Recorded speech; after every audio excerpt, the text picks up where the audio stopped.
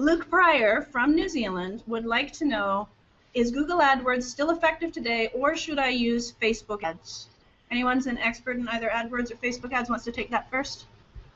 I can jump in first and give some comments there.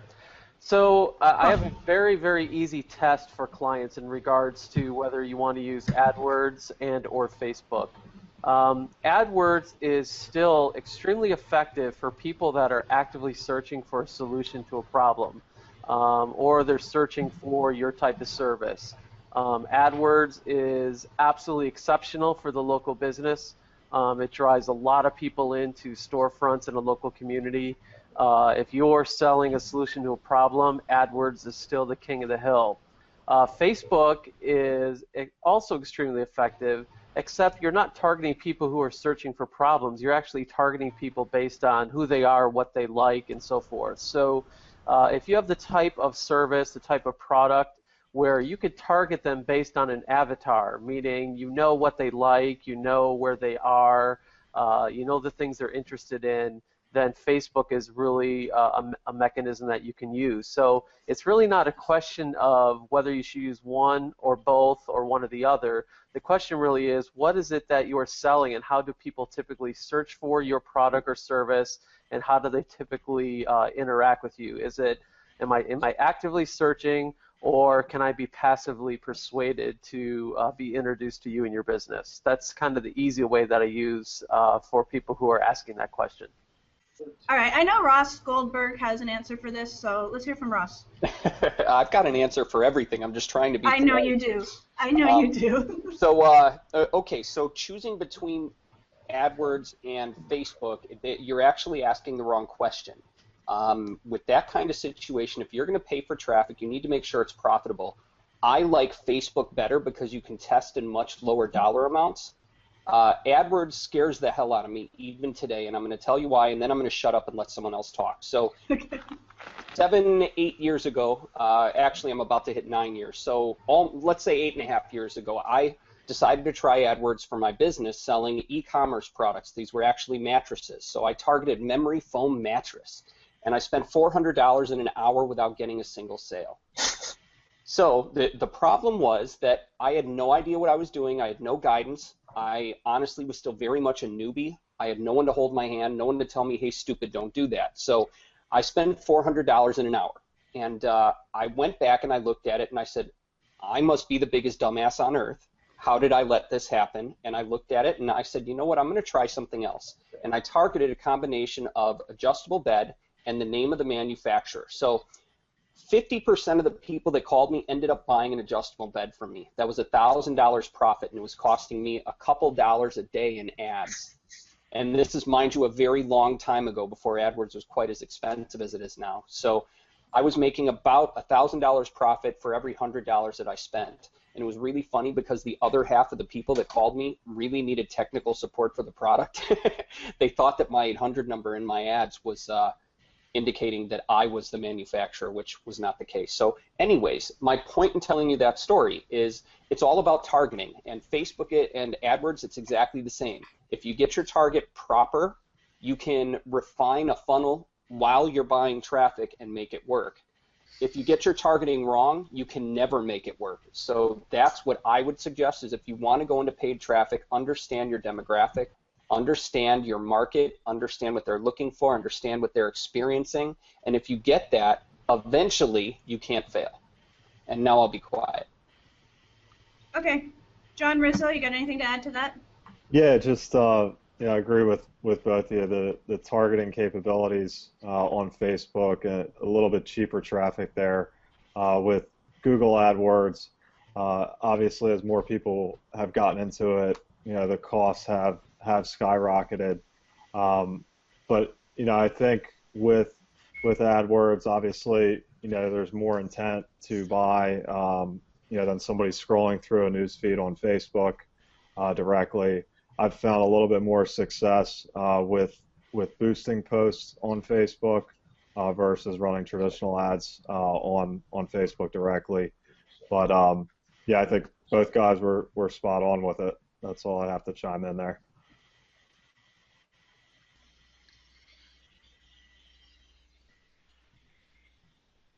I think either Heather is holding us in suspense, or we may have Okay. lost. Oh, wait, no, she's back. So I'm not. So hey, Heather, you may want to do a quick refresh on your Hangout window because you're coming in a little laggy. This is also a good opportunity for those of you who are watching. This kind of happens sometimes. So just hang with us. Hangouts usually fix themselves, no problem. So I actually was able to pull up the questions here.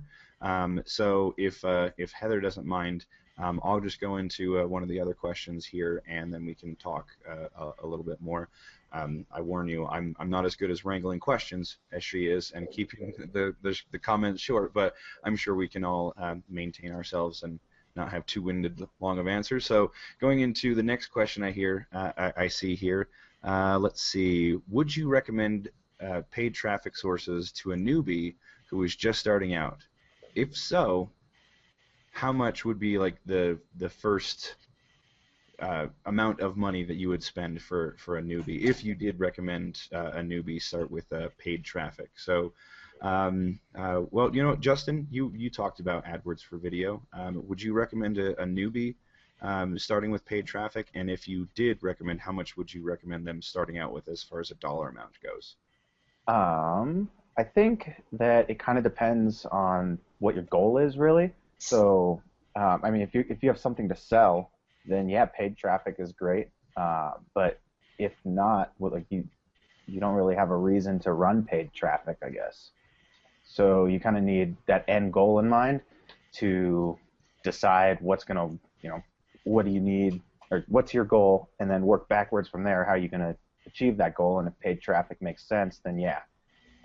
And you know, like you were saying, AdWords for video, you can actually use that and drive, you know, or spend a couple dollars a day and just test some things out. It's extremely cheap right now. It's like AdWords was back in the day. I mean, and it is AdWords. It's AdWords for video. But I mean, you can get views on your videos for pennies on the dollar still. Like super, super cheap compared to AdWords, I mean, for the same keywords. So you can start for cheap. So yeah.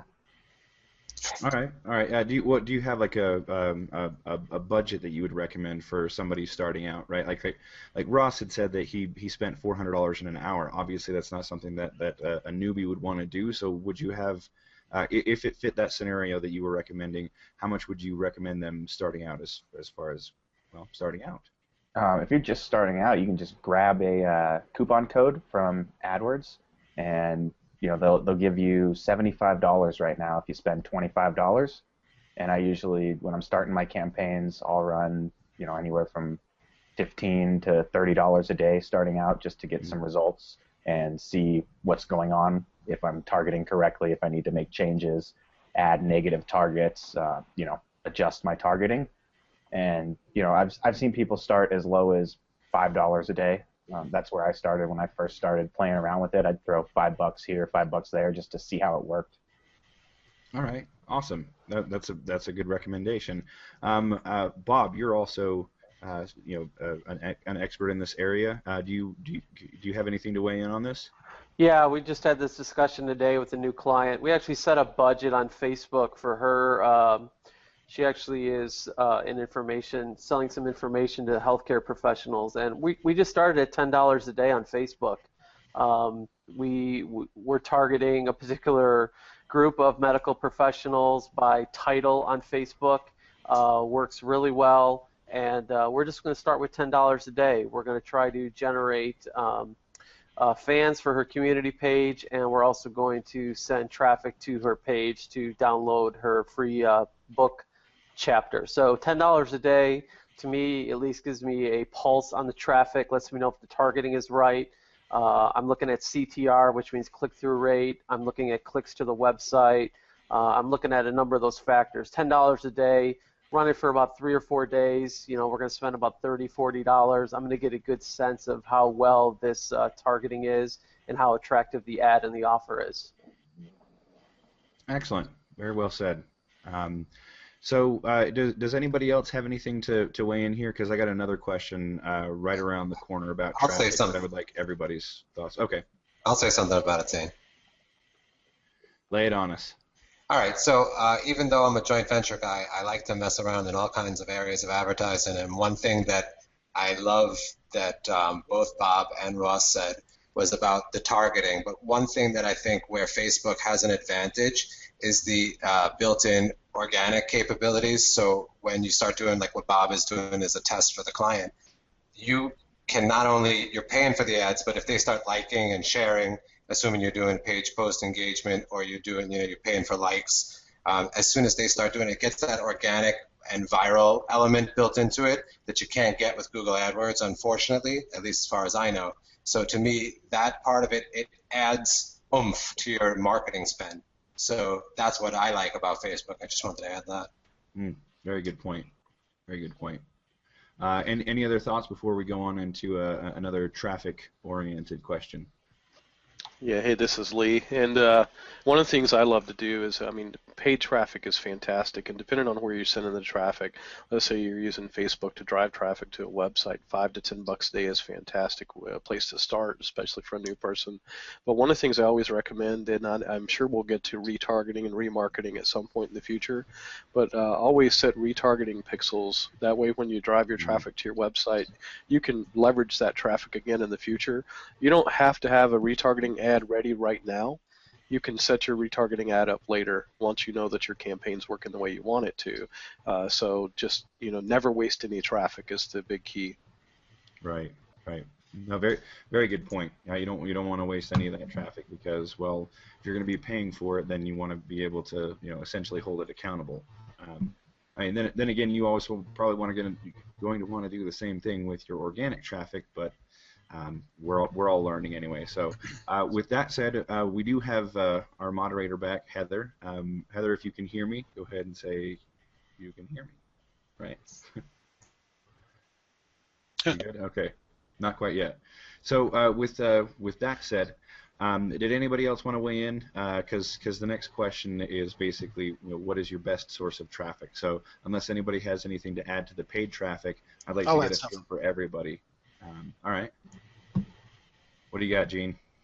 I was just going to comment that paid advertising is one of the best sources of traffic you can get, and the beautiful thing about it is it's fast, it's instant, especially with AdWords or Facebook ads.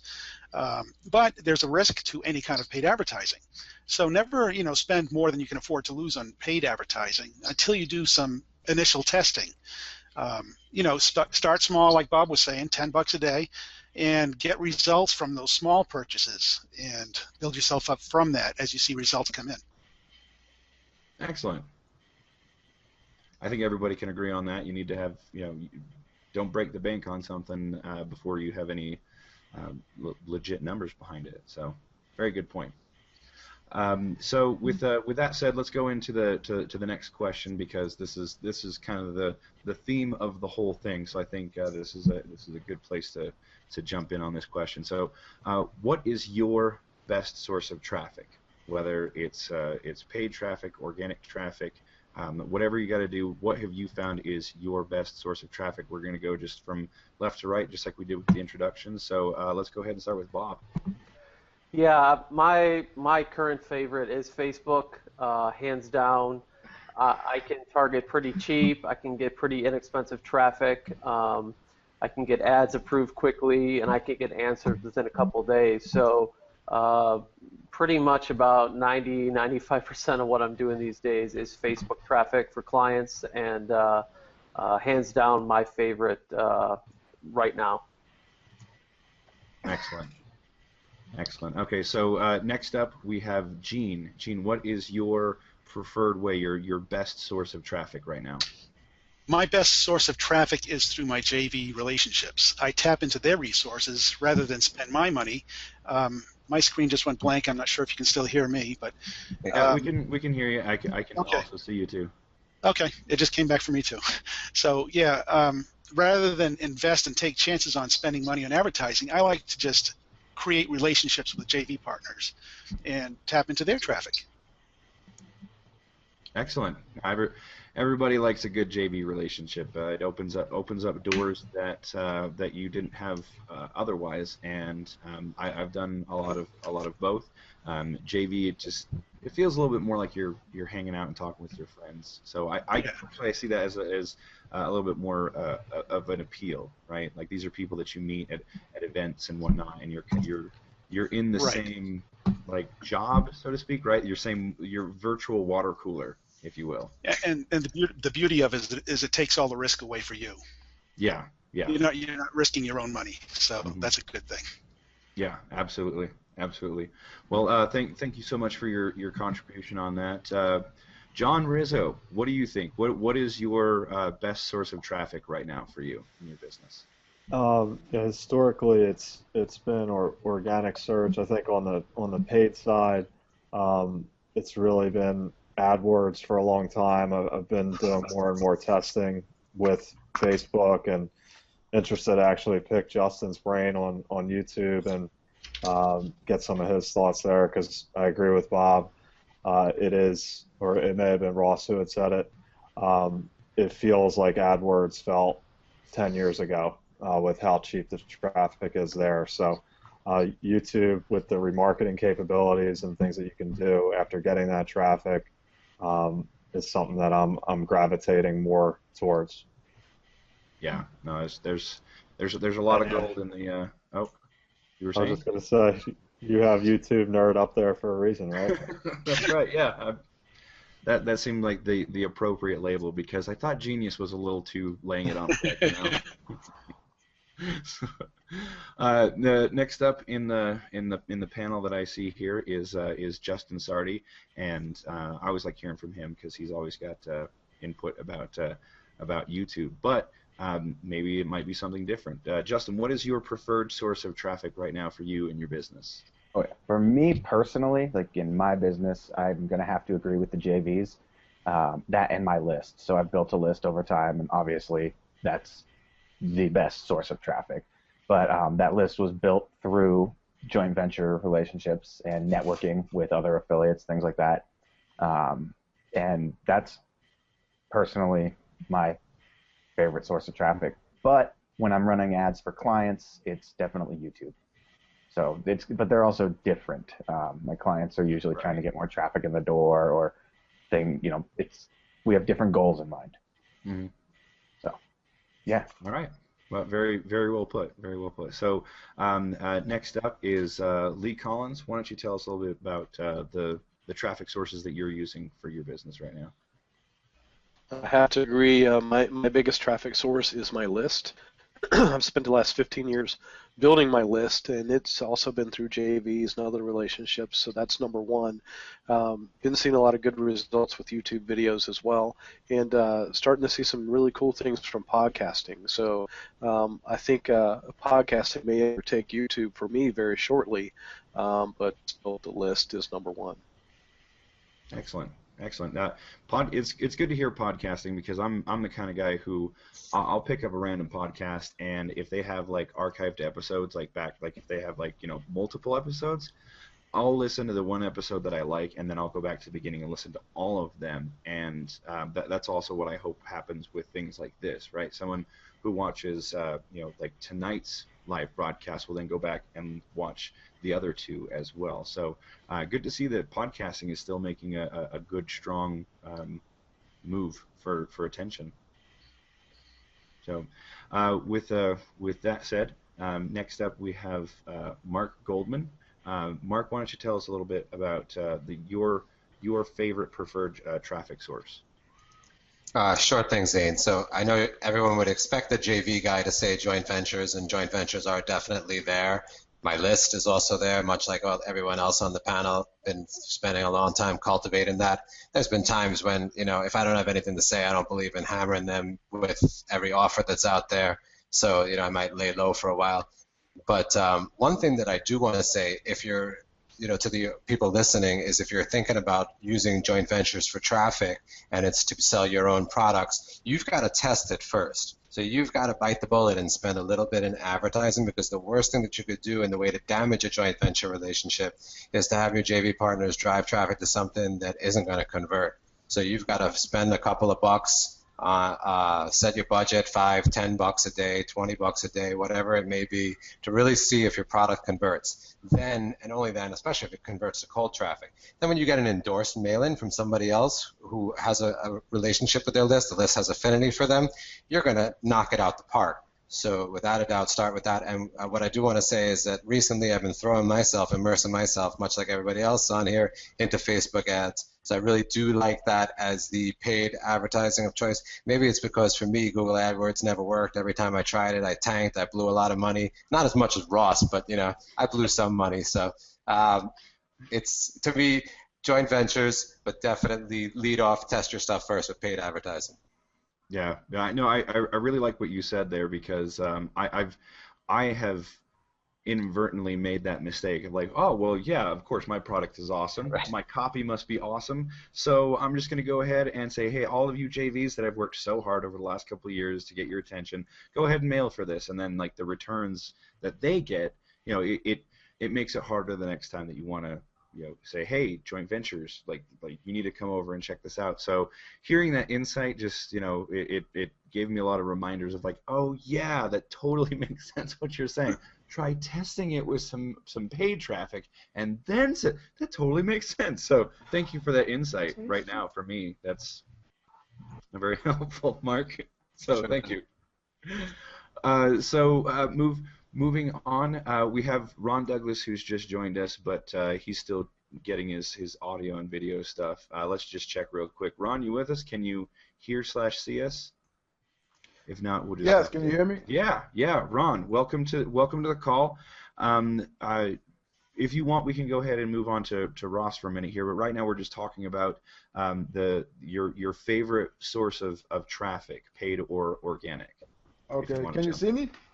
Right now, we can just see the picture of your Google Plus icon, but you should be popping in any second now. So. Okay. Well, my favorite traffic source lately has been email traffic, and not the email solo ads that you would see people, buying on like the Warrior Forum or something. I'm talking about like email ads that you would buy from people with real email newsletters where you control the subject line and they actually use your ad. They use your copy, and they charge you, anywhere from, usually like $8 CPM. So that's $8 for every 1,000 people they send it to. So it's a lot of different sources. I'm mostly in niches, mostly in the cooking niche, some in the fitness niche as well. So I buy a lot of traffic from different sources. I also sell traffic at like $8 to $10 CPM, and I'm part of Flatiron Media. I'm part of their network. So they have email lists there where you can buy an ad, and they call it email list rentals more so than solo ads. So that's really my favorite source of traffic. Okay. Well, we'll definitely have to come back to that, because there's actually somebody who's asked on the Google Plus event page if there are any comments on paying for solo ads and how to avoid trash lists. So maybe that's a topic we can come back to now that we do have our awesome moderator back. Heather, are you with us? Are you with us now? I think so. Can you hear me?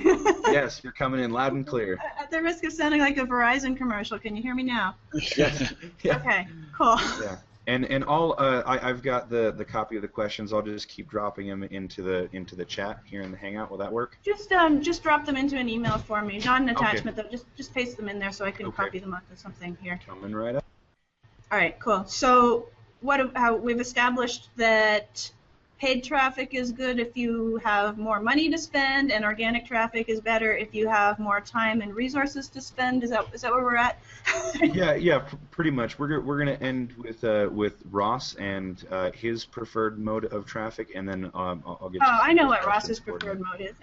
Okay, Ross, let's hear it again. Well, I don't know if you're going to expect this one. Oh, you're going to throw me a curveball here? I like all the methods that everyone just said, and that's actually the key to doing this properly is go where your audience is and get in front of them. That's where your traffic comes from. I get organic traffic. I get joint venture traffic. I make partnerships with friends. There's all kinds of ways to get traffic. Don't limit yourself, and the one thing that I'll say regarding this is don't pick one and stick to it forever, because that's foolish. Pick one, get it functioning and making you money, then move on to the next one and keep adding. because relying solely on one traffic source is the single biggest mistake you can make for your business. That's not a business, that's a hobby. Okay, so you're basically saying don't put all your eggs in one basket when it comes to traffic. Sure. I had a website that ranked for terms like SEO software. The website was evaluated at about $100,000 as far as what it would be worth if I sold it. Google decided to change everything, and then it ranked for nothing. So the value went down to about $500. So it was absolutely horrendous, and I was being lazy, and I had focused on Google. I was happy with all the free traffic I was getting, and my website basically got destroyed when Google pulled the rug out from under me. And it was hugely, hugely costly to my business because I was actually about to flip that website. So when I did end up flipping it, I got next to nothing in comparison. So the point being, don't put all your eggs in one basket ever. Rely on as many traffic sources as you can by starting with one, making it work, and then moving on to another, and slowly just building it up over time. Okay, that's cool. However, I think the question was, what's your preferred method? So can you give us, which one's your favorite? I did that. Organic. I prefer SEO. Organic. You're still an SEO guy. Okay. Always. Okay. So here's a question that is for the SEO guys specifically. What SEO tools do you use to analyze your websites and your competitors' websites? So anyone else besides Ross, an SEO guy? All right, Ross, you take that first. I don't. I don't. I know what works and I stick to it, and I'm going to give away an SEO strategy that I believe is unslappable. So I'm going to spit it out, and then I'll shut myself down and let all the others say what they've got to say on the topic. So I don't do analysis on other people's websites. What they do makes no difference to me at all. All I want to do is make sure that Google understands exactly what I'm giving them. So for on-page, I focus on file name for a web page. That can be done in WordPress by specifying the actual URL. I focus on a title tag. I name my images properly with the keywords that describe them. I use headings where I need to on a page. And that's all I do for on-page SEO and video syndication software. I rank #1 in Google with no backlinks at all. So if I want to drive backlinks to a website and do content syndication, which I believe is just as important now as it was 5 to 10 years ago, I will create a piece of content. I will put it where I want. So let's say I'm going to do article marketing. I'll pick one of the top 10 article directories, put the article on it, and then when I take the article and put it on other directories, I follow the backlink. As far as the links that I build in my website, the anchor text or the words that I use are always going to be click here, url.com, a naked link meaning just the URL, or the title tag of the web page, and that's it. I don't do keyword-based linking or any of those things, and this strategy is working really well, and it's working very quickly. So that's my SEO strategy from top to bottom. I'm sure there will be questions about it later, and I'll be happy to answer them. All right, cool. Anyone else do SEO these days? Yeah, I do a couple of things with SEO.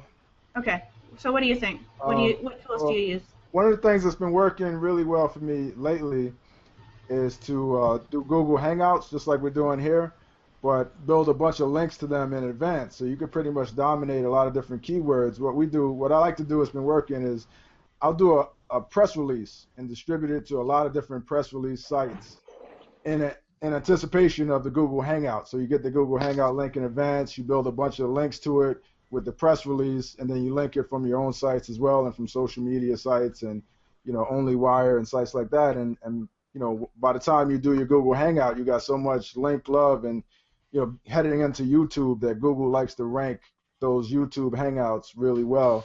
And what I find is you'll get a pop within the first week or so. You'll get a pop, and then it'll drop off for like 2-3 weeks, and then it'll come back and start ranking on the first page, like maybe the first 1, 2, or 3 third result.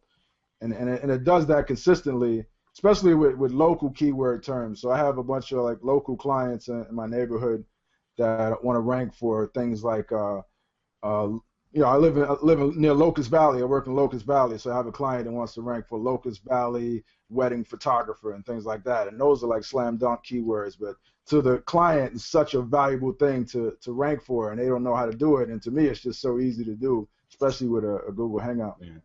Hey, Ron, what services do you use? Because I just bought Chris Munch's SkyRanker, and that's supposed to be on par with like PR web and things like that. And from what I've heard about press releases, because I don't know that much about them, but press releases are, like you said, really, really effective. And if you want to get that extra exposure, you want to go for something like PR web or something like that. Is that what you use or something similar?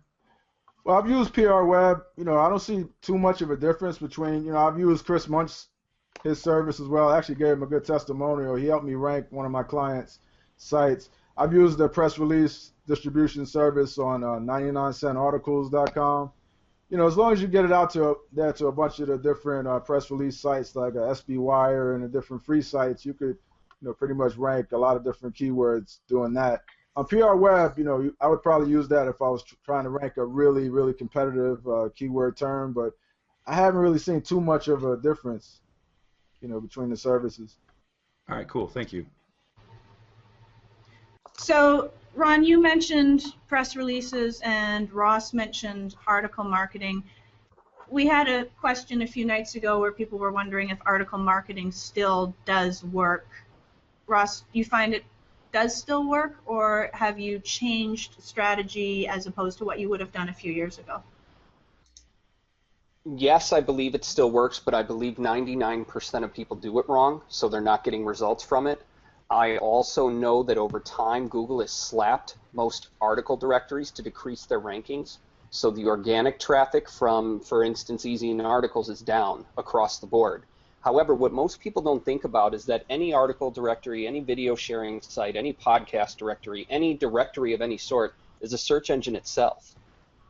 And what happens there is when people are looking for content that is on your topic, and if it's not there, they find your competitors. So any traffic strategy is going to work if you use it properly. So for SEO purposes, article marketing, what you would want to do is take a unique article, put it on one of the top directories first so you get that link juice or whatever, and then after that, follow every other article directory you want to put that article onto. So you're not trying to tell the Google, hey, I'm trying to get SEO results from this. So really what you're looking for is the click-through traffic just as much as organic rankings. So does article marketing still work to get traffic? Yes. Does it still work for SEO? Yes. You just can't do the keyword spam that you would have done 5 years ago, where you would put an anchor text link in your resource box using the keyword you would want to rank for. That's an indication of trying to rank in Google, and Google will not look upon that favorably. So the key is the anchor text you use to link back to your website. URL.com, click here, naked link, or the title tag of the page, and that's literally all I ever use when building links. One other thing I'd say is, if I look back, I've been doing this since 2001, and the thing that's really worked the best for me is just you build a list first. Whether it's paid traffic, whether it's free traffic from different blogs, you build that list first, and then you use that list to build a community. You throw up a forum, or you throw up a Facebook page, or you throw up different blogs or whatnot, and use your list, because your list is instant traffic. It's traffic that you own. Going back to what Ross said, you shouldn't have all your eggs in one traffic source. I would say the exception to that may be if you have your list, because you always can generate traffic from that. And you can send your list to different places. Some people might want to see you on social media. You could take that list and build your social media presence. You could take that list, build your community on your site where people are going there sharing information, and that user-generated content gets picked up by the search engines. And it's some of the best content you can have. You can send people to a page on your site where they start a discussion about a particular topic, and they're all giving their different insights on that topic, and all of that content gets picked up in the search engines and spidered in the search engines, and those are some of you start ranking for keywords that you would have never even thought of on your own, because it's a part of the natural conversation that they're having. So that's really what's worked best for me for SEO purposes over the years. Yeah, so that's a good point. When you have a list of whatever type, you own the traffic, as you say, which that's a cool way to put it. And that ties right in, though, to another question here, because the question becomes, how do you get the original traffic to your list? So the question from the audience here is, what's the best method of getting quick, free traffic to your squeeze page?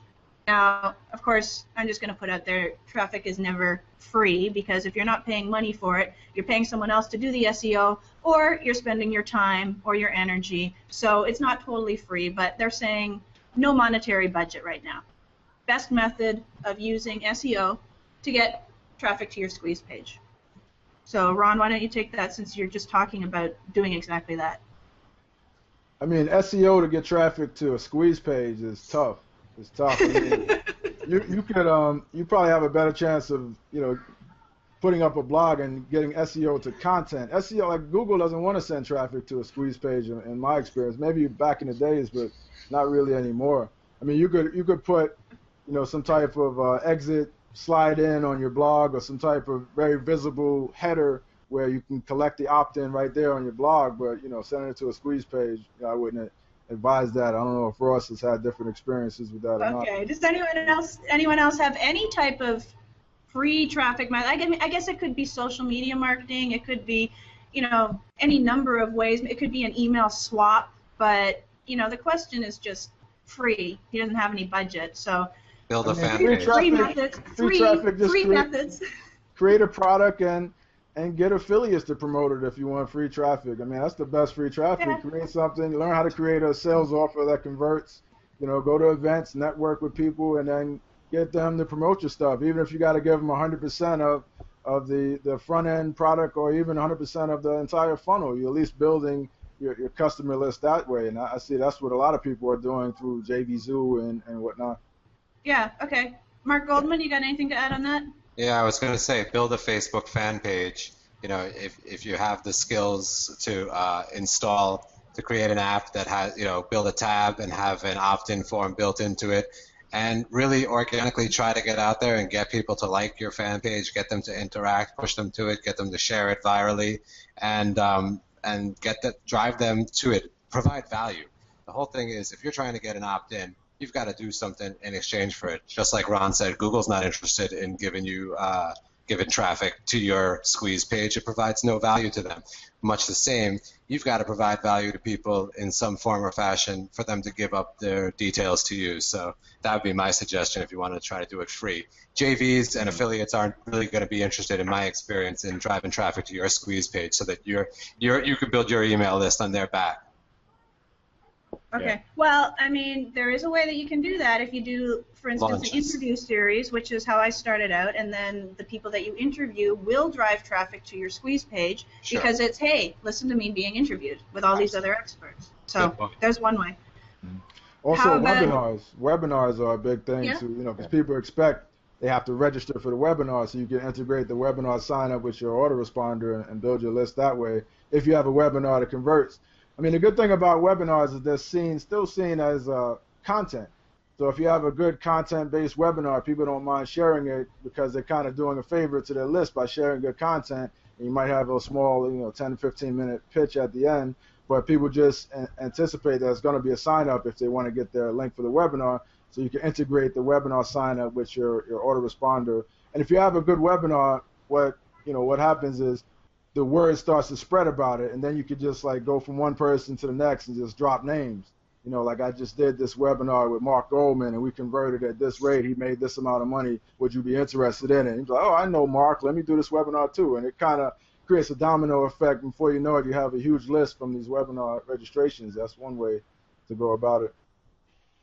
Yeah, and just going back to video and podcasting, you could use video to drive traffic to your squeeze page, and then SEO and drive traffic to your video. So your video and podcasting could be a method that you could use to sort of end around making that work.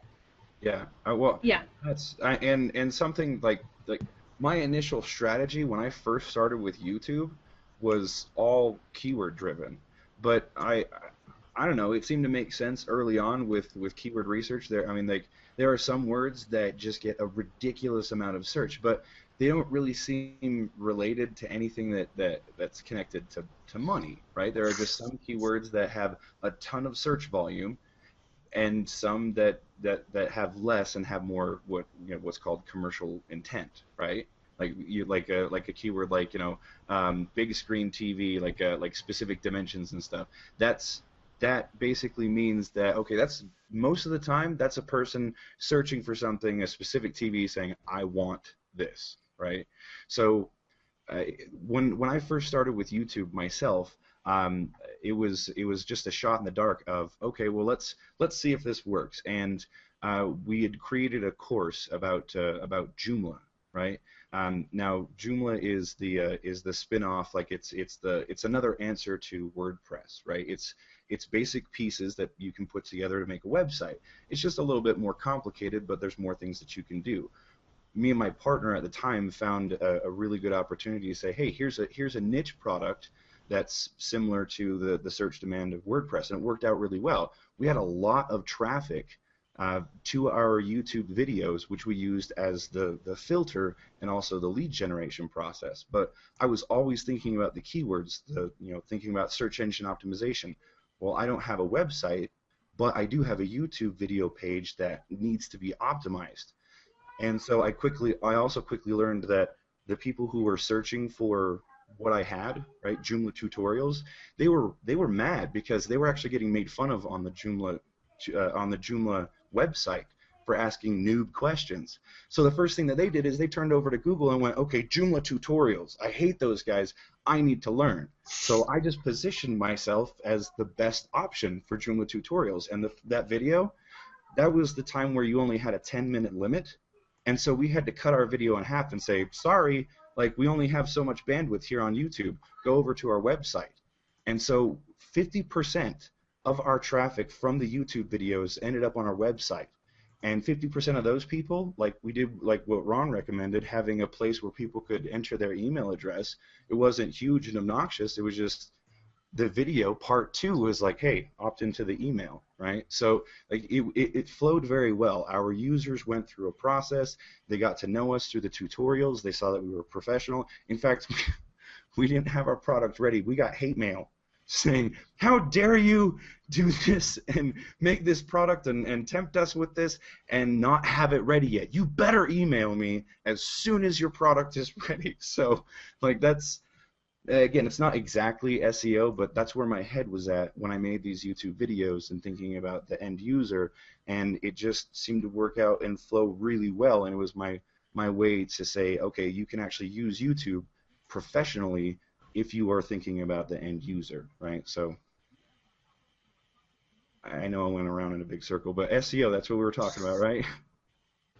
Well, we were technically talking about traffic sources where you don't have to pay money, which may or may not be SEO, because a lot of ideas came up that were not SEO specifically. Cool. So you got into the video marketing area there, though. So here is a question from the audience specifically on video. It's from Paul Bryan from Connecticut, and he wants to know, what is the best method to rank video? So, do we have any other video experts, video traffic, video marketing?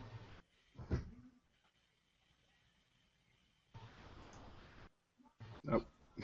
Oh, do you want to take that, Zane? Yeah. Well, you said others, so I was like, all right, I just wanted to make sure. I was waiting too, but I didn't hear anyone, so yeah.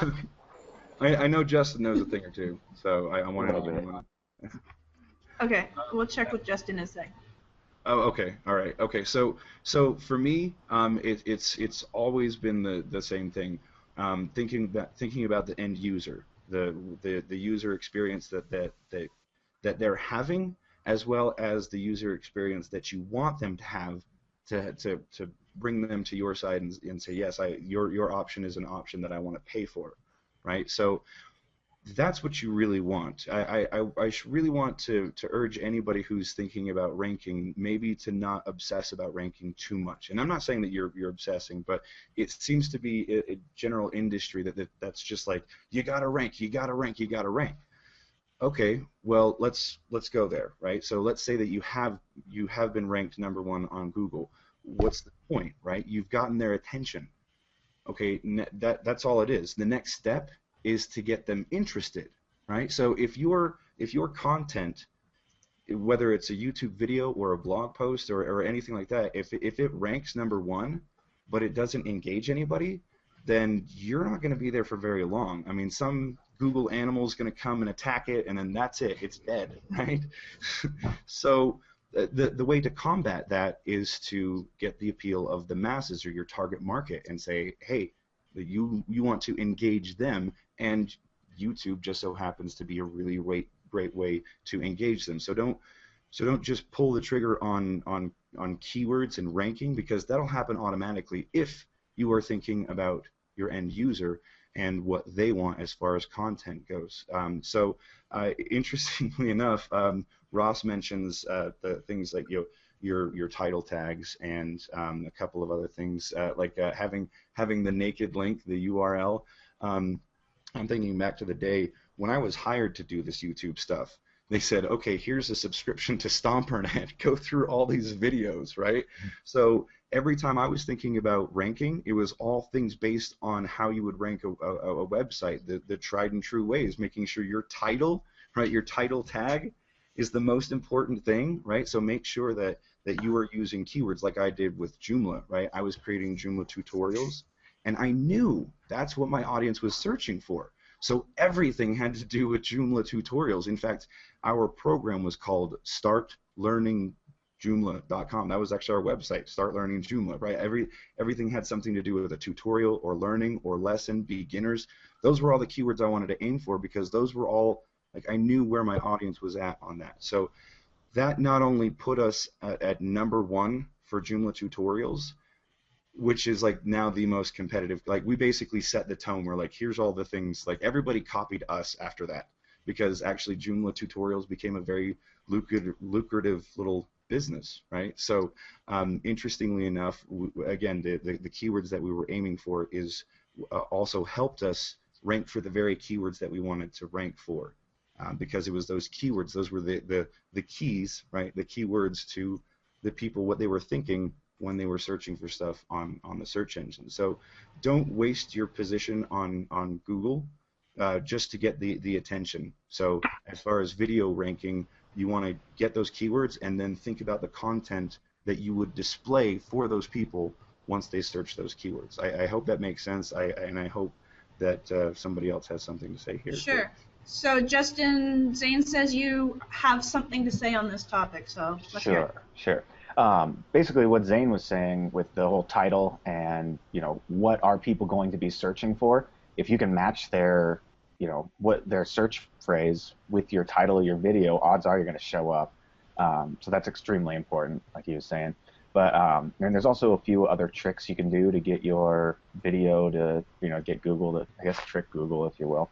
But I mean, there's content syndication platforms out there, things like If This Then That, where you can hook up your YouTube channel along with all your, your Blogger account, your just everything, like Flickr, all kinds of different things, and you create recipes where whenever you post a video to your YouTube channel, it automatically takes your recipe and posts your video to all your different sites that you have set up, and that's been extremely effective.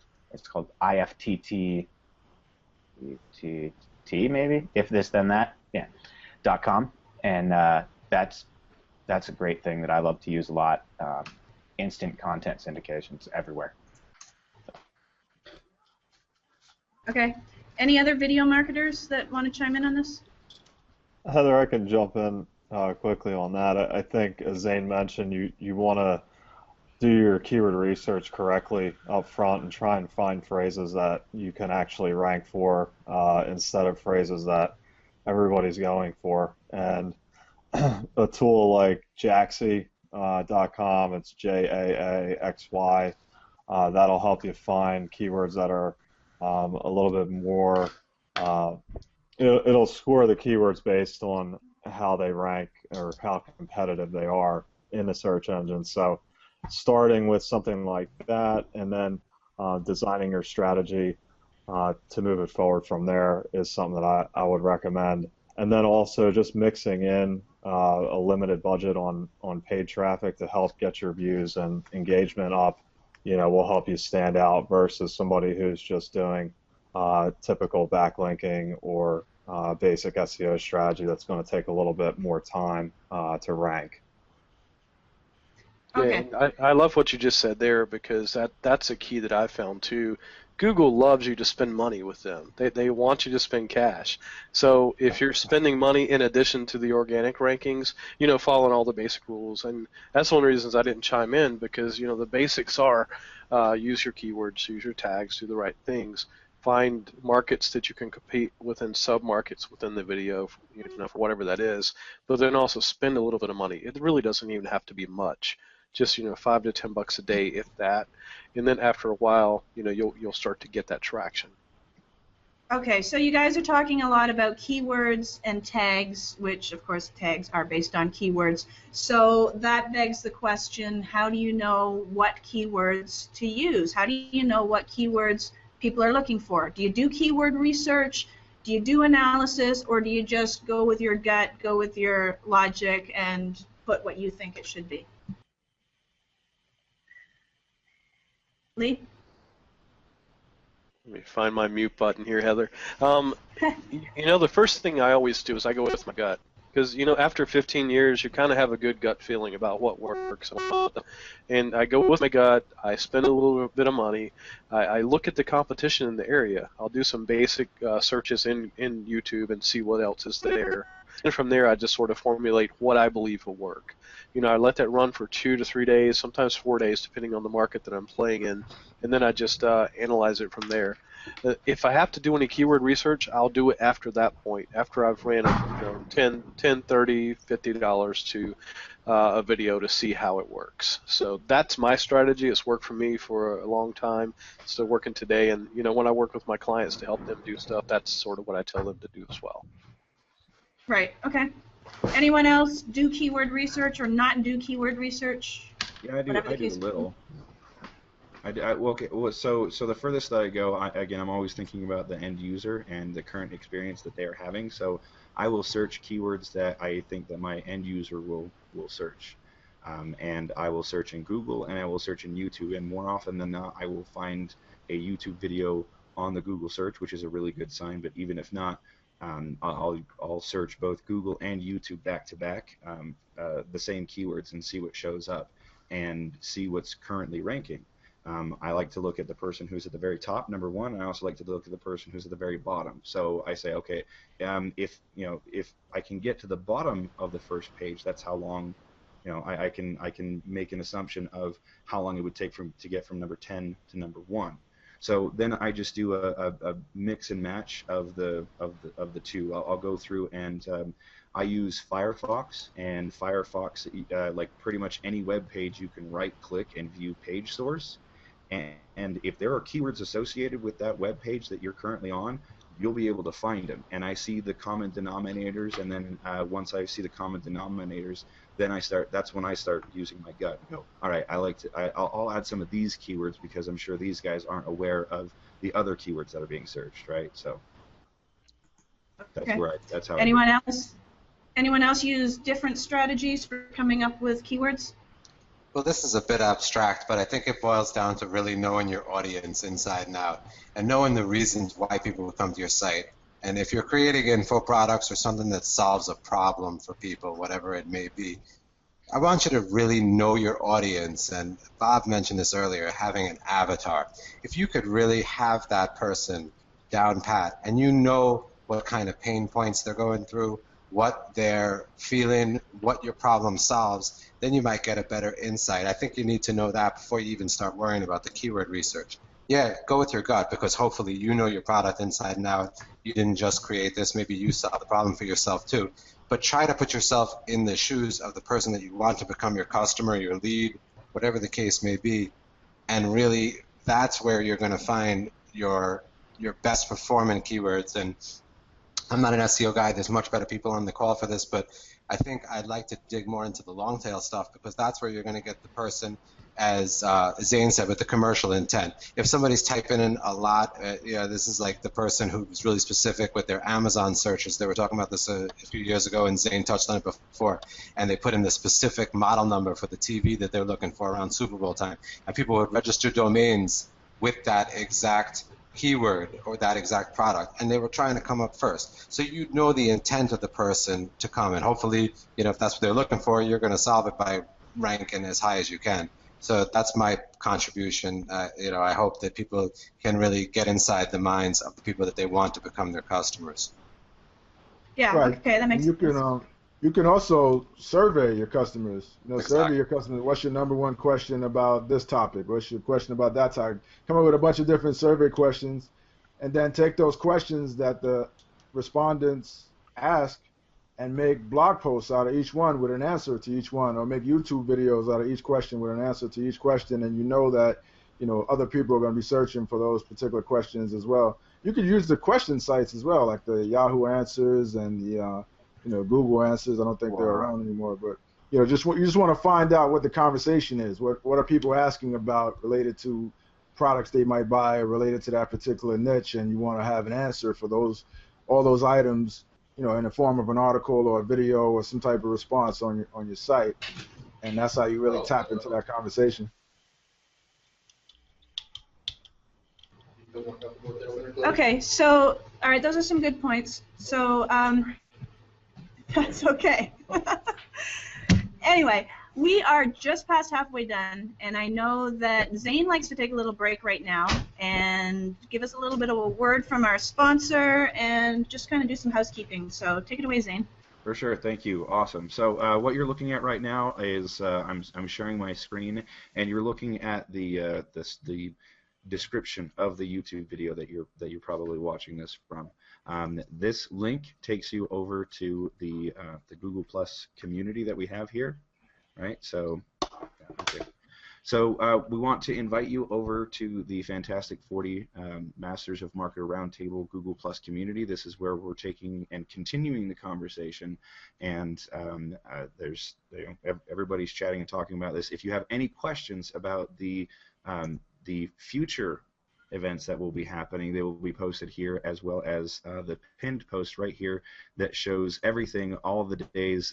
If there's anything that we've already done, like day 1 and 2, you can actually go in and watch them right away, as well as be able to sign up and subscribe to the YouTube channel so that you can be notified of the next 2 days that are going to be coming up. So that was it. I do also know that we have here on the Hangout is our official sponsor. So John, if you want to take a minute and talk about InVids, this is the time to do it, my friend. Yeah, absolutely. We've been working on the platform really over the past year, and we wanted to help with a lot of the challenges that you see with conversions from video specifically and outside of the YouTube environment, but also be able to play on the traffic that comes from YouTube. So we're actually just rolling it out and have gotten a great response, and we have free accounts available now. You can sign in via social media on invids.com. We also have a 2-tier affiliate program that we've built in automatically when you sign up for free.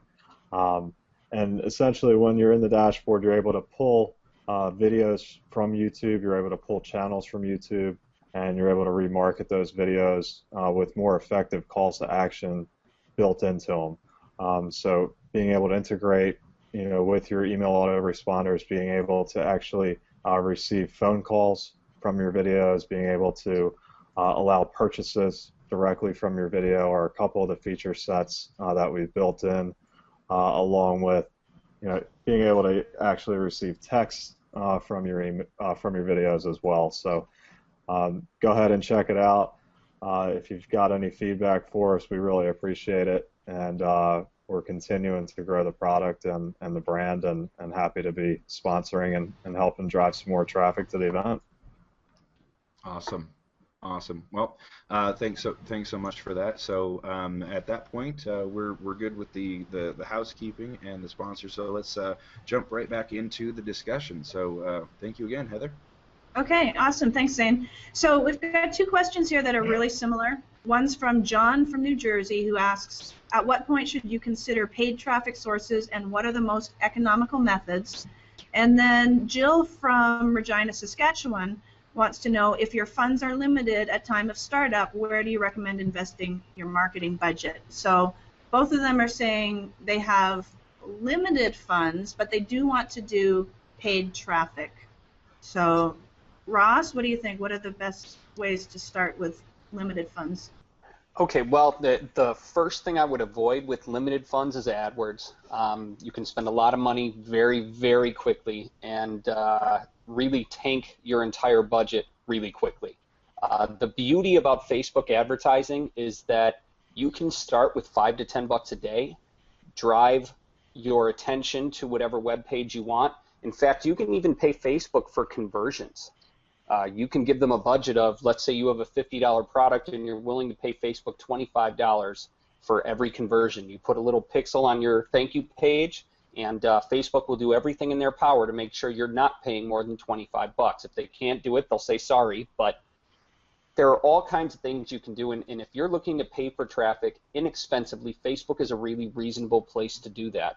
There are dozens of other ways. However, the key is always going to be targeting. So you really need to, before you ever consider spending money on testing, you really need to figure out who you're going to target. Facebook has an audience insights tool that they've released recently that's absolutely incredible. You don't need a huge amount of data about your demographic to be able to go in there and really get a good idea of what the people who would be interested in what you're selling are doing on Facebook to enable you to better target them and spend your money more wisely. There are other ways. There's Twitter advertising. There's LinkedIn, which LinkedIn I found is way more expensive than Facebook, and it works only in B2B. However, LaunchBit allows you to pay per click for email traffic. Outbrain is the network that content marketers are using, where the biggest blogs on the internet, when you see those little 6 boxes with pictures at the bottom of a blog post, that's Outbrain.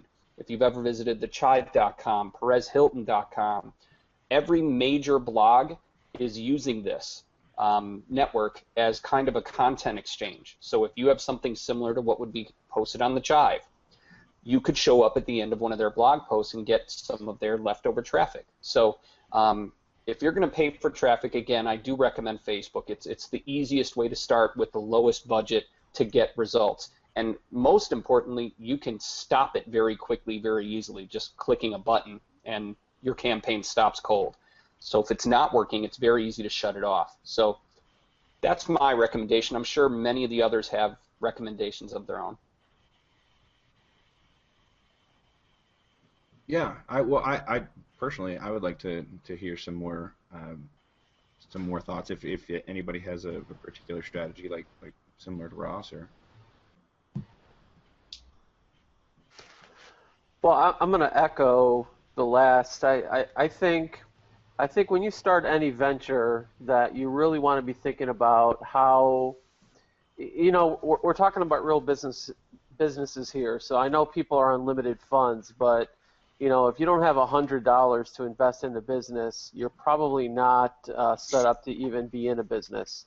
What we're talking about is this is something that you're looking to generate income from, and you want people to actually spend money with you. If you're not willing to spend money to invest in that product or that service, then I'd have to question whether you have a business or a hobby. I think we heard that earlier. So, be wise with your marketing dollars. Everyone at some point is a startup. They have limited funds. But don't start a business unless you have at least $100. I would say, a real business, you could go borrow $1,000. You can get a credit card for $1,000 for Pete's sake, with a $1,000 credit limit, and then go ahead and just invest that money like you would any particular business. I also love Facebook. I think it's a great place to test. It's a great way to interact with people. You can buy ads there. You can build a page. You can communicate with people. It's a great way to do your market test and see if what you're doing is really viable. I mean, one thing I'll say is like the traffic source really depends on a lot of times what you're selling, what type of product you're selling. I'll give you a couple of examples from clients that I've worked with. Like I have this one client, he has a dog and goose waste removal business, right? So trying to do Facebook ads, looking for people interested, in dog and waste removal is like impossible. How do you find a page? Or, that's not a common interest in Facebook. There's no pages about it. So you kind of got to do Google AdWords because you want to catch people searching for that term, pooper scooper Long Island or something like that. You want to catch them on AdWords searching for that term.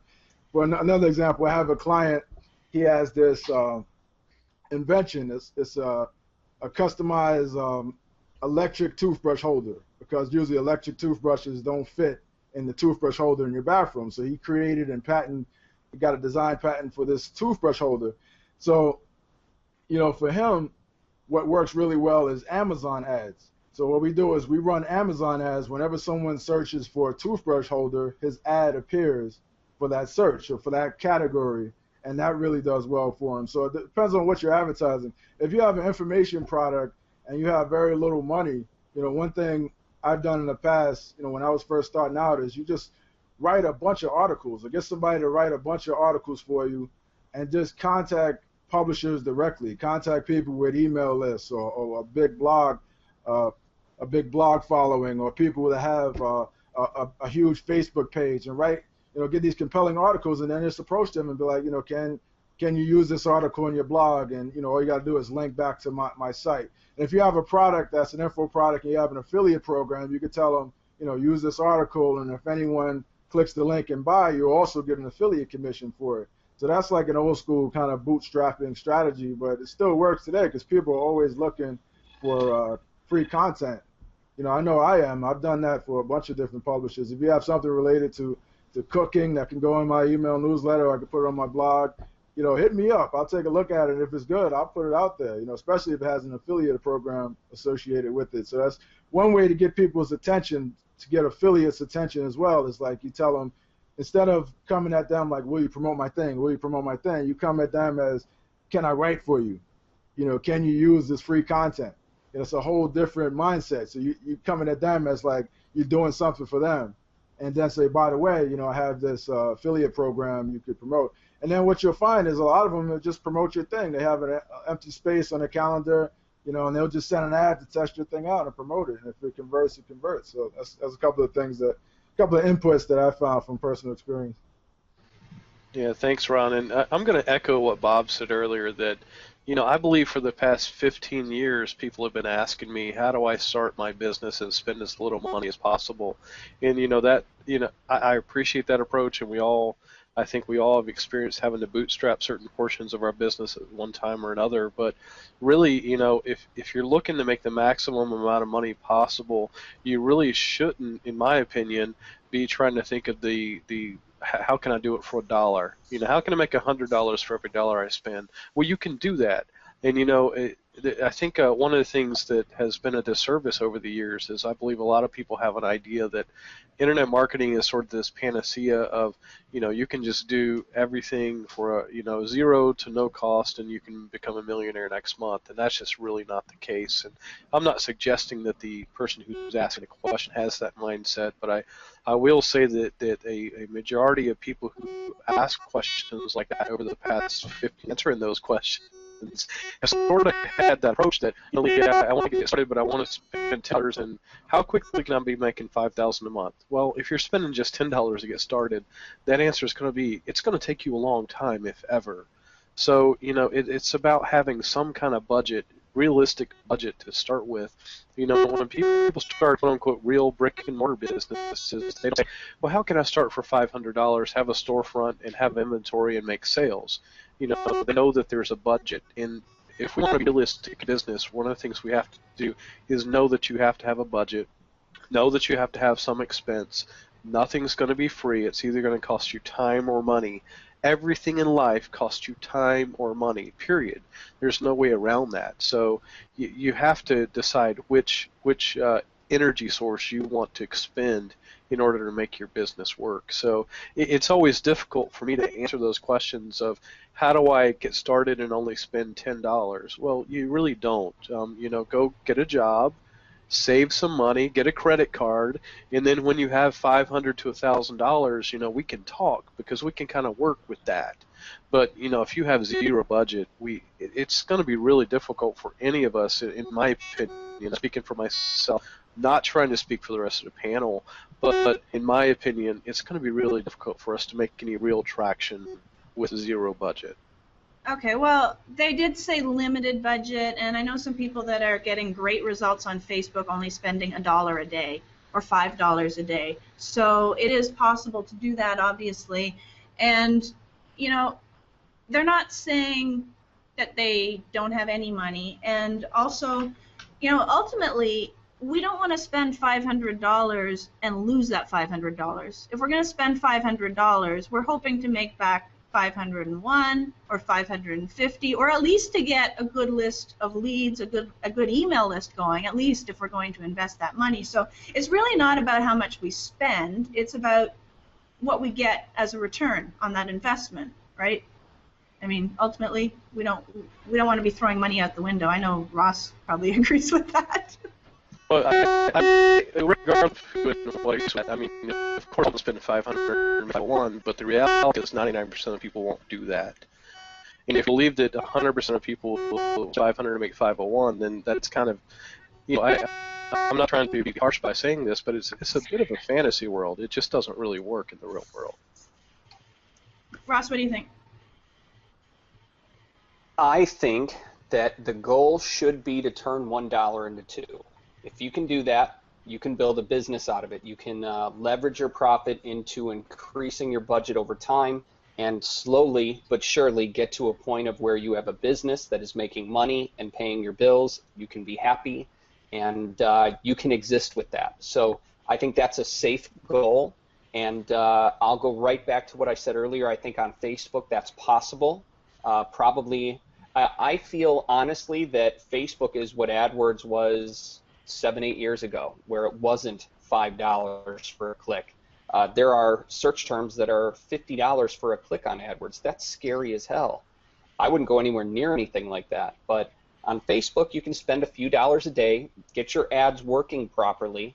If your ads stink and your click-through rate is really, really low, Facebook's not even going to want to show your ads. You've really got to get your targeting in line. And once you do, you can spend a few dollars a day, drive them wherever you want to drive them, and if you can turn $5 into 10, you have something that is worth building upon. Okay, so let's talk a little bit about strategies for targeting. Anyone else want to chime in on this? How do you make the most use of the dollar that you are spending so that you're actually getting the targeted traffic? Marc Goldman, do you have something to say? Say it again, Heather, please. Ross is saying that in order to make the best use of Facebook ads, for example, you need to get your targeting down. Right. So what methods do you use or strategies do you use to make sure that you are targeting properly and getting the most return? Well, the first thing that you want to do is you want to go broad. You want to know that the biggest group that you have first, and then you want to drill down to it using all the tools. If you're talking about Facebook, using all the tools that Facebook makes available. I got to agree, Audience Insights is probably one of the coolest things that I've seen. And to me, Facebook, the platform is amazing because all of us do it. We give up all of our deets to Facebook, and we're telling them what we like. We're giving them insights into our behavioral patterns and behaviors, demographics, psychographics.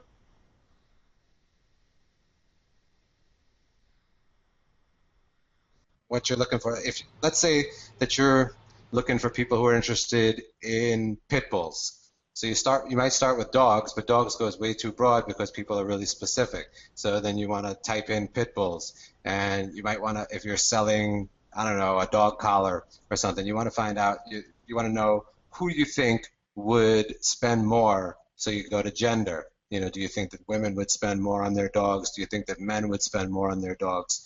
And then really drill down into specific groups that somebody might like. Because if you target, as Ross said, Facebook isn't going to be too happy if you're targeting too broad, and they're not going to show your ad as much if your click-through rate isn't good. So when you really get specific to the audience, you start to look for fan pages where people really love their pit bulls, and you could type in the graph search women who love pit bulls, and you could really start drilling down and knowing better about your list. So my advice is start broad, use the tools that Facebook makes available to you. You said it yourself, Heather, spend $1 to $5 to get some likes to your site, to your fan page. Build a custom audience. Start to dig more into them and find out. I don't recommend you use any of the Facebook scraping tools because you get your account shut down immediately, but definitely want to use the built-in tools that Facebook provides for this service, and just drill down on the information that people are already given. Get your ad shown to as narrow a target and precise a target as you can, and then you're definitely going to do better. So that's what I would do. Okay. Anyone else want to chime in on that answer?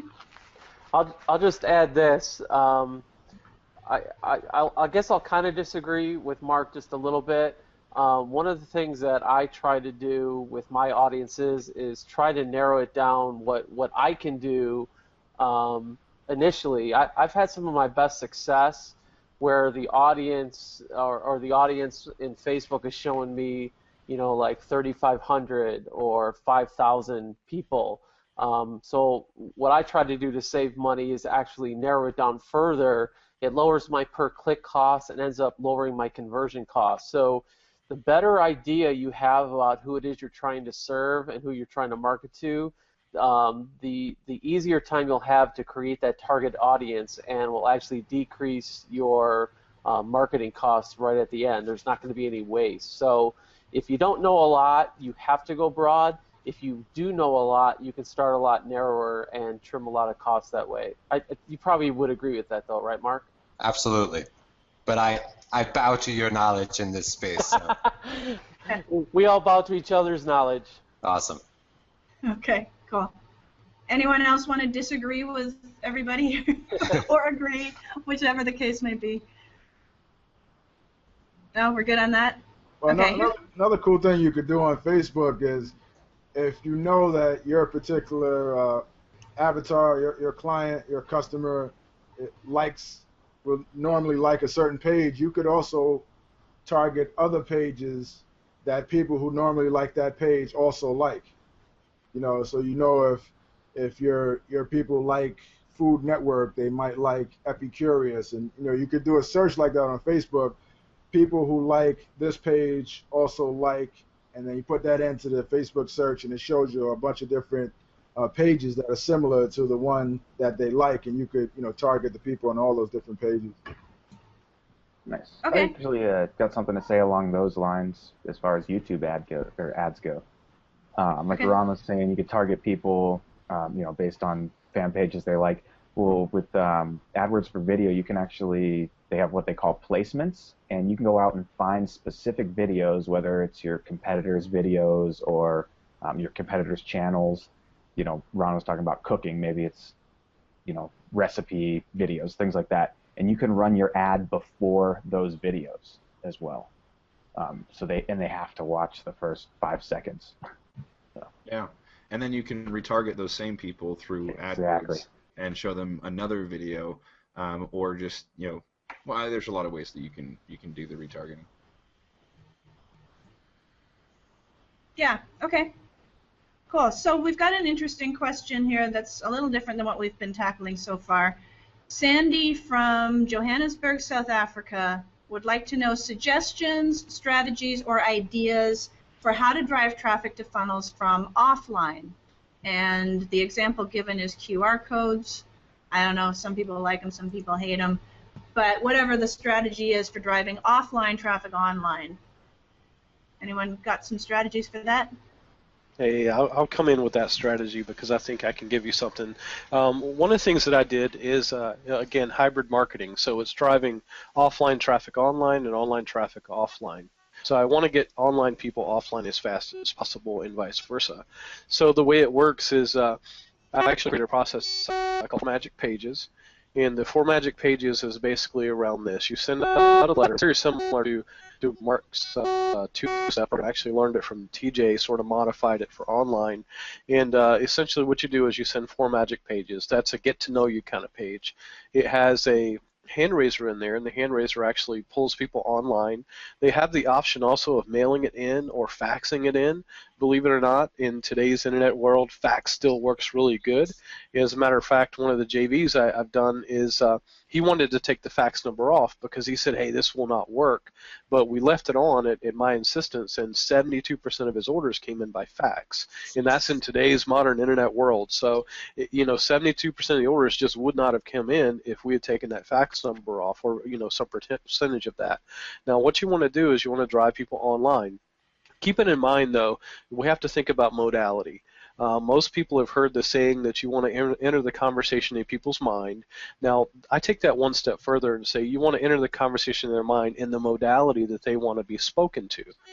People are, if you're mailing to them offline, to get them online is a bit more of a jump than it is to keep them offline for a little longer until you can phase them in. So what we really want to do, in my experience, is we want to bring them online in a very systematic approach. So you send out your 4 magic pages, you give them the option to come online. If they don't come online immediately, QR codes, I've had good and bad luck with that depending on the market we played in, but essentially if you do postcard mailings the right way, I know a lot of people say postcard mailings don't work, but they do work. But if you send a 4 magic pages kind of mailing where you let them get to know you, like you, and trust you, and then by the end they want to actually come online and see who you are, I found that worked really well. One of the ways I did it is I actually offered an extra bonus. Hey, if you order it by mail, here's what I'm going to send you, but if you order it right now online by going to this page, you'll get this plus this. So it was a great way to pull those people from offline to online very quickly and take them into the modality that I wanted to speak to them in. It's funny, when you give people extra stuff, they will succumb to speaking to you in the modality that you'd most prefer doing. Because do I want to send out direct mail pieces and spend money to do that, or do I want to bring them online to a squeeze page and then start sending to them via email where I can spend a little less money to do that? And the obvious answer is bring them online. So, I've got a whole strategy around that, how that works, and I'd be happy to share it with anybody who'd like to do that. But that would be mine, and that's something I've been using since 2008 with great success. Okay, nice. Anyone else had any success with the offline to online marketing?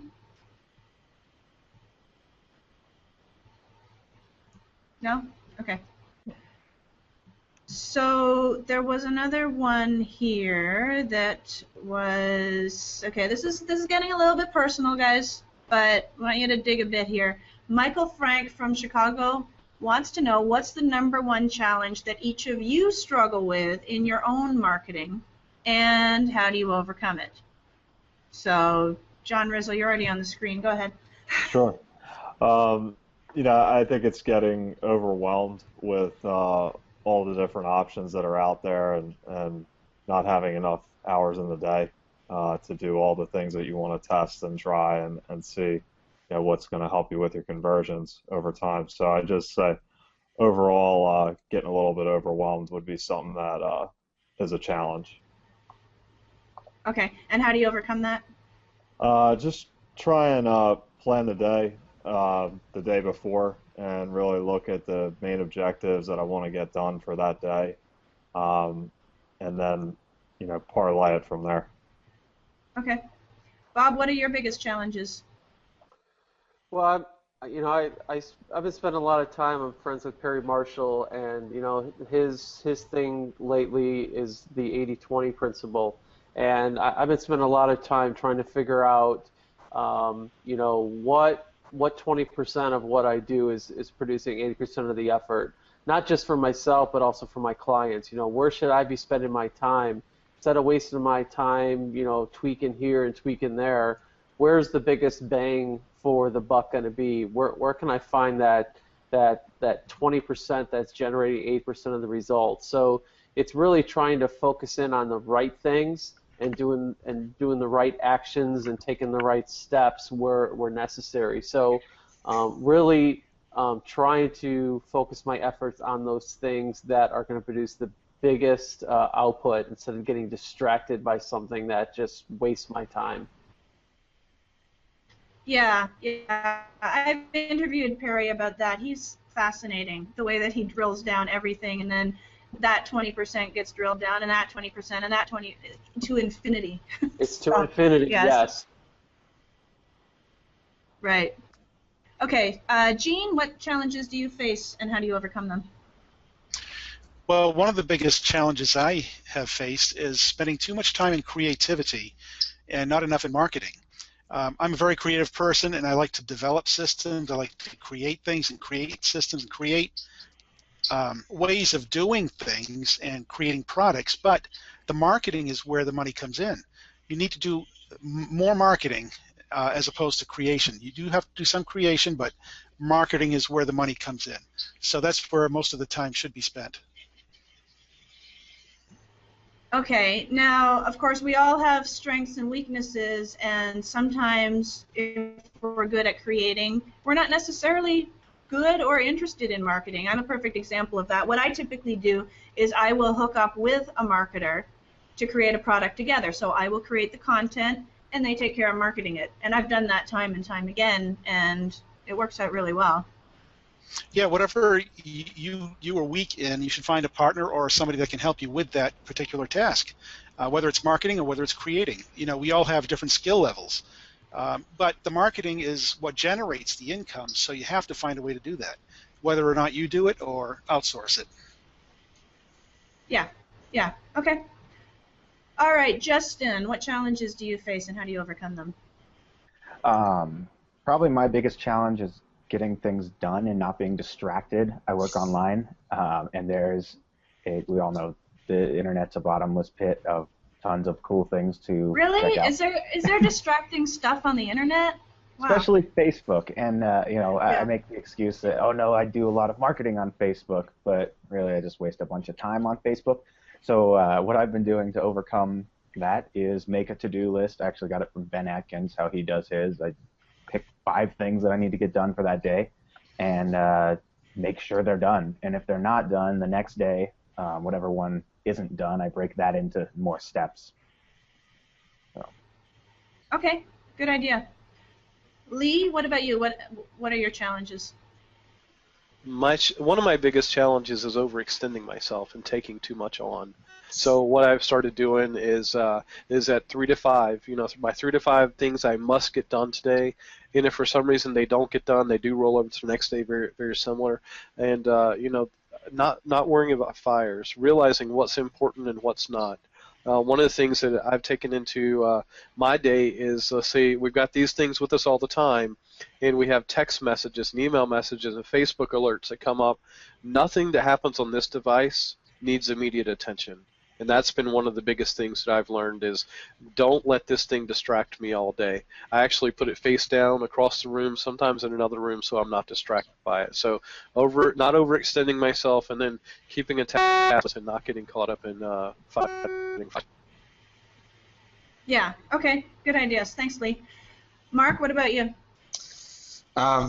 Probably my biggest problem is getting involved in things that I really shouldn't be in the business. I have employees that work for me. We pay them well, and I find myself micromanaging a lot, and it's tough to let go. So I've got to always step back and trust their decisions. I have guys who've been with me for close to 8-9 years, and they know what to do. They know how to sell the clients. Clients know them sometimes better than they know me. So it's just stepping back and trusting them.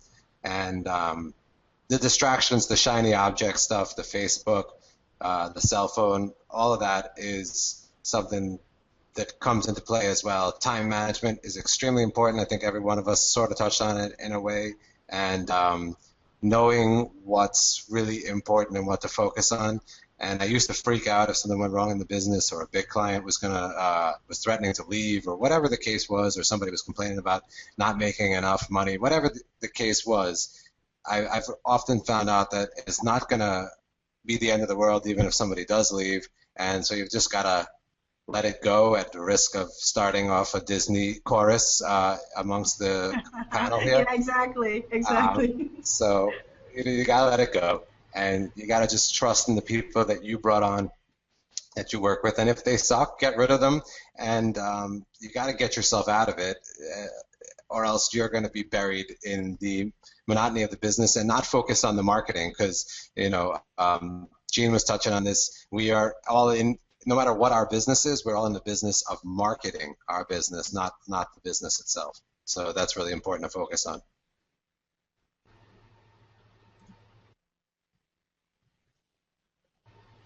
Good point. So, all right, so Ron, what about you? What are your biggest challenges and how do you overcome them?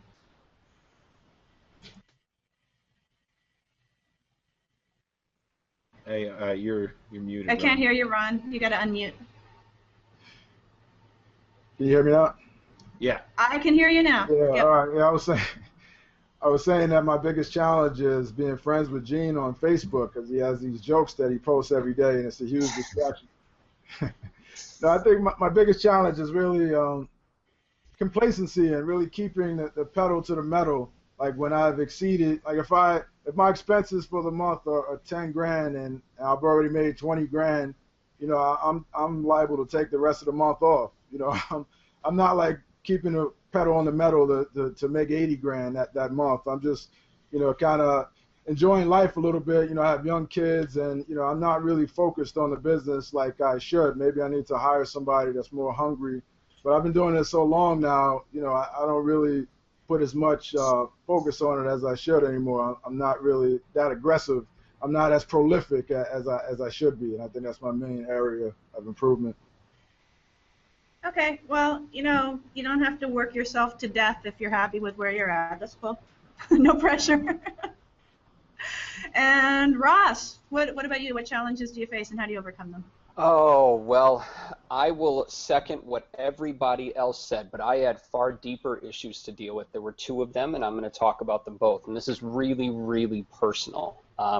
Those of you that know me know that I'm not afraid to go there. So number one, when I first started my business, I got really, really sick, nearly died. I was in a coma for 10 days. And when I came out of that, I dove into my business face first. I was spending 16 hours a day in front of a computer for a certain amount of time. I was in a wheelchair. All I did was breathe my business, and I didn't do enough living, but that's not one of my two. So the problem was that I was really angry. I was mad over what happened to me. I didn't understand what I had done to deserve being so sick. I was really young, 27, 26 years old. It was senseless, 25 actually, wow. It was senseless. Why did it happen to me? And I was so angry for so long, and it controlled my entire outlook on life. Lee and Alan have known me longest out of anybody here, and Alan, I know for sure, was around when I was in the Warrior Forum and making keyboard warriors cry because I was just so angry at the world that I took it out on everybody that looked at me funny or said something I didn't want to hear. And I remember threatening a guy that I'd show up on his porch. So once I let go of that anger, my business started doing really well, and then I started dealing with the complacency and things like that. But the other thing was I am forever grateful to my ex-wife that she got a divorce, because my life is completely changed. I'm enjoying my work. I'm enjoying the time with my children. I just moved to a new house where she had nothing to do with how it's arranged, and the energy is completely different, and I'm really happy. I'm happier than I've been in the last 9 years, and that's because, number one, my ex-wife was awesome enough to ask for a divorce, and that I let go of how angry I was and took a little bit of control of my life. So my point in both of those stories and telling you these overly personal things is that if you don't have your stuff together personally, professionally, you're probably not going to do all that well. So get your stuff together for yourself. And once I did that and those things are in place, now I'm happier than I've ever been. And business is a joy. So that's what I've got.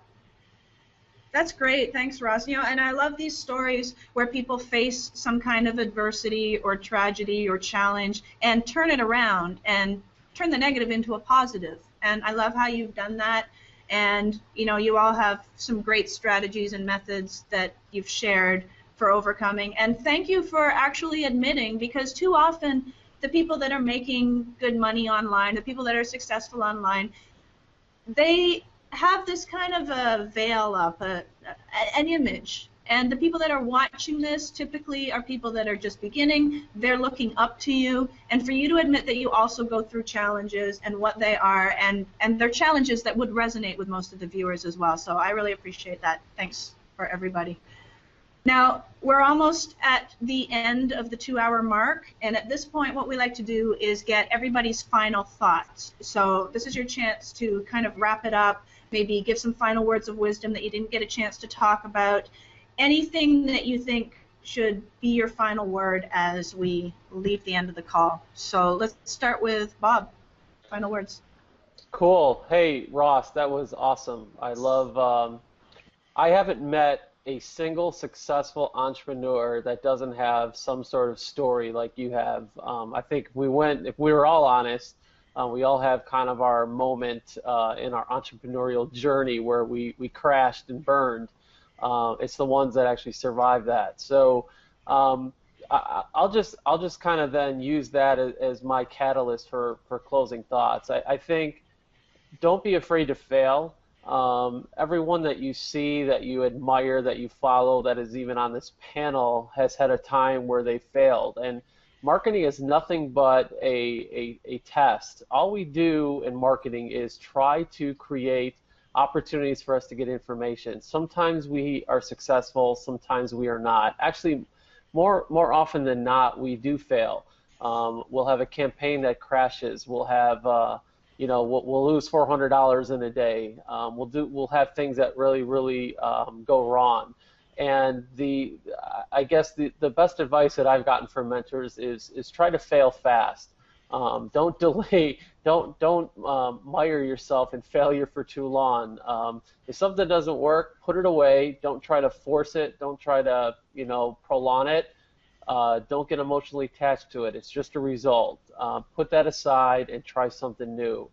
Those that can consistently fail, learn from it, and improve are the ones that actually survive. And I'd imagine if we had another couple hours, each person on this panel would probably tell you a story of their crash, their burn, and their survival. And I think everyone who's on this call that's successful is because they understand that concept and they can turn things around and learn from their mistakes. So don't be afraid to fail. Just make sure you recover from them. So yeah, thanks, everyone. Failure is just a stepping stone towards success. So yep. Yeah. All right. So Gene, what are your final thoughts? Well, I think my advice would be to always remember that no matter what you're selling online, there's always a human being at the other end. It's not just a statistic. It's not just a mailing list. It's a human being that's spending their hard-earned money on whatever you're selling. Keep that in mind. Put yourself in your customer's shoes and think about the process that you're putting them through. It's a human being. It's not just a sale. So always keep that in mind, whatever you sell. Look for leaders in the niche that you're targeting. Become friends with them. It's a people business. The more relationships you can form with JV partners or customers or anybody. I spend time on Facebook, like Ron was saying. I tell jokes on Facebook. What does that do? It creates relationships. It gets people to realize you're a human being and you have something to offer. That's the thing you have to do, is just relate with people. The more they know that you're a real human being trying to be a friend to them, the more success you'll have in your business. So that's my advice. Nice. Okay. Final thoughts, John? Let me just unmute here, and just thanks again for having me on and allowing us to sponsor. Really enjoyed being on the panel with everybody here. I agree. The failing fast is a great strategy to have, and also just another takeaway, I think, specific on getting traffic. There's endless sources of traffic that are out there for you to test and experiment with. We're going to see the companies that are providing these platforms and tools make it more and more advanced, more and more custom. more and more targeted, I think, over time. So the traffic is there. Get started, and don't be afraid to invest some money, because you'll never make any money unless you do invest. And also, just on the personal side, starting off your day in writing and trying to be thankful and grateful for what you already have is a great practice to put into your business before you get the cell phone out, you're on Facebook and everywhere else. So I try to do that practice to kick off the day and just jot down what I'm already thankful for, and then can jump into the work from there. Okay, nice. Justin, final thoughts? Yeah, basically along the lines of what Gene was saying, there are real people on the other end of, your customers are real people, and so are your, like everybody you can build relationships with online. It's easy to, meet people online, but once you actually get out, go to some events, things like that, and actually network with people, go out and buy somebody a beer, that will do more for your business than pretty much anything. At least that's what I've found. So, okay, cool. Networking. Yeah, absolutely. Lee, what are your final thoughts? Well, I like what Ross said, and what John said. It's all about living in gratitude every day for what you have, because if we look at how blessed we are, we're able to be on the computer, be on the internet, and there's a lot of places in the world that don't even have this luxury. We have clothes, we have food, we have technology, we have things that other people don't have. And I've been on a really good path in my life ever since my divorce back in 2010. So thanks, Ross, for being transparent about your life, because it helped trigger some things about mine that I wanted to share. That just months ago, March 7th, I had a massive heart attack. I almost died. I had a 5 to 10% chance of survival, and I believe that I was kept here for a reason. I believe I'm here to do something good and to spread some good word. And it's not a great path, but there's nothing like having a massive widowmaker heart attack to really just kick your butt in gear, right? So for the last 5, almost 6 months now, it's just been really amazing for me. I look at that as one of the turning points in my life, and probably one of the best things that's ever happened to me. People usually look at me weird when I say that my massive heart attack at 44 was the best thing that ever happened to me, but it's really true. So the gratitude that you have to have to make any of this work, and none of it matters without gratitude. So please, as you move forward as a newbie, all of us here, everybody, just move forward with gratitude and realize that your time on earth is limited. It can be taken away from you in an instant. I went to jiu-jitsu class Friday morning, and that afternoon I was having a massive heart attack in a doctor's office and almost died. So just be grateful for what you have, because it can be taken away anytime, and it's subject to doing that. So that's my big thing, and Ross, you just kind of touched my heart with what you said. So that's not a lot of details that a lot of people know, but I guess now everybody who's watching this knows. So just be grateful. Wow, what an impactful story, Lee. I'm glad you're better and that you didn't pass on. So thank you for sharing that with us.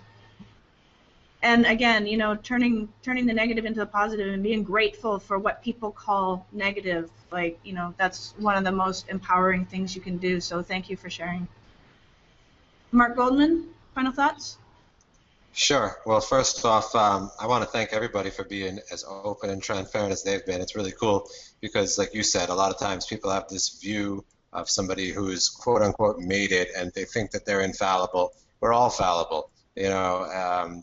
I'm not trying to wax too spiritual, but there's only one being that is infallible, and that's God. And for all of us, we've just got to live on this blue orb and make it through every day. So I thank you guys. And the one thing that I want to share is to talk about how grateful I am for my marriage to my wife, Terri, who a lot of you have met. I know Alan has, and she's the behind-the-scenes person. We've run this business together since we started it. And I remember in college in 1994, when we were dating, we were both getting psychology degrees, and we kind of knew that if we went the direction of upper education, getting a PhD and everything, that we would be separated and that we would go down the path that so many other people do, where I see it all the time. People who they might be together, but they're out to dinner and each person's on a cell phone separately and everybody's got their own life. And we've decided for us that that wasn't the way that we wanted to be. So we run the business together. We spend every second together. She's my best friend. She's my rock. And I just hope for everybody on this call, everybody listening to it now, everybody listening to it later, that you have somebody that you can, whether now or later, sometimes we make the wrong choices and it's not the right person, and you'll find that person later on. But I hope for everybody listening that you'll find someone and they'll support you in what you do, because the worst thing can be when somebody doesn't support you or has a divergent view from you.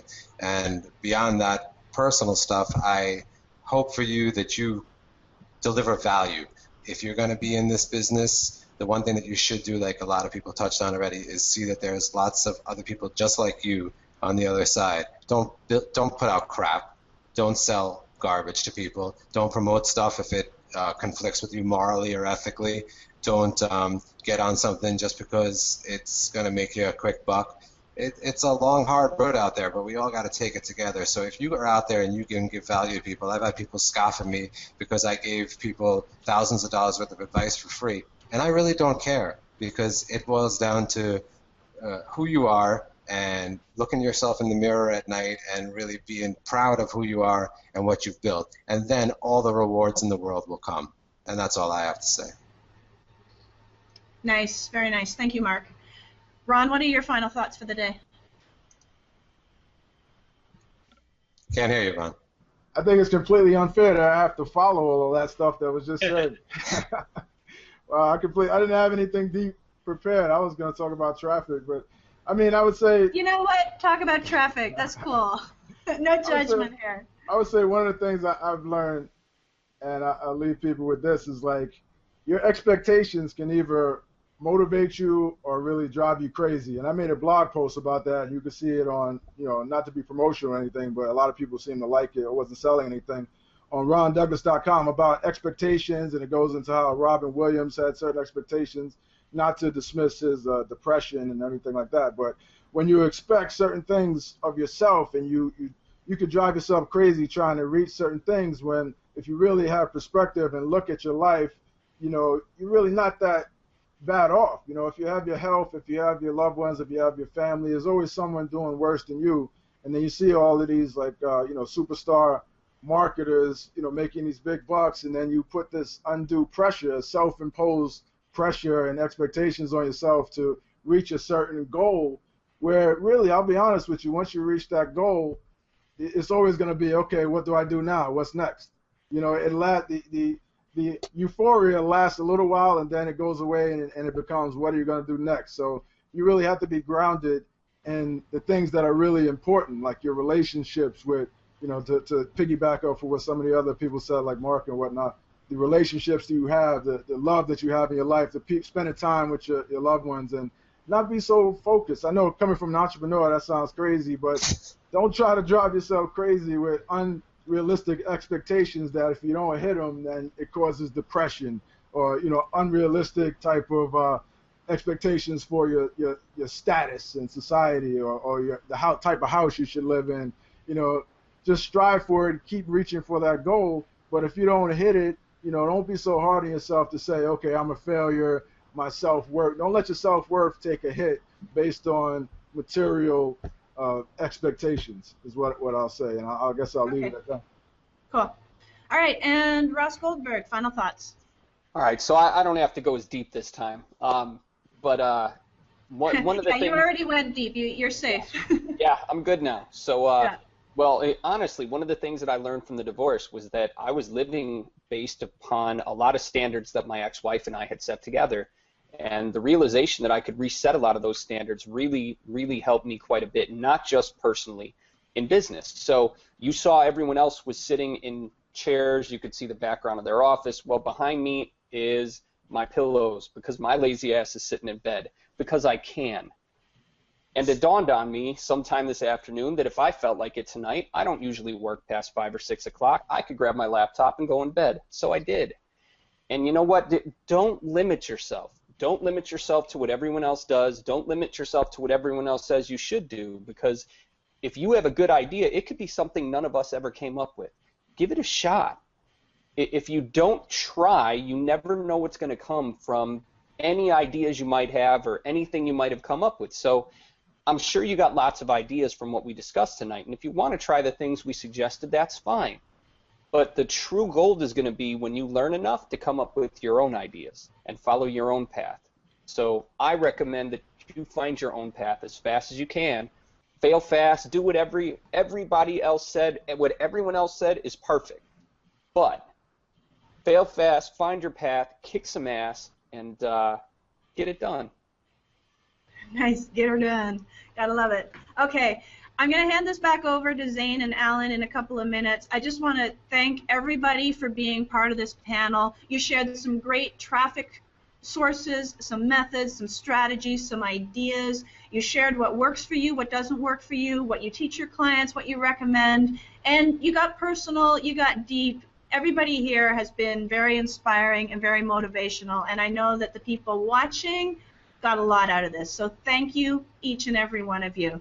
We're going to be back tomorrow with another hangout as we continue this series, and in the meantime, I'm handing it back over. Zane, Alan, take it away. Shut her down.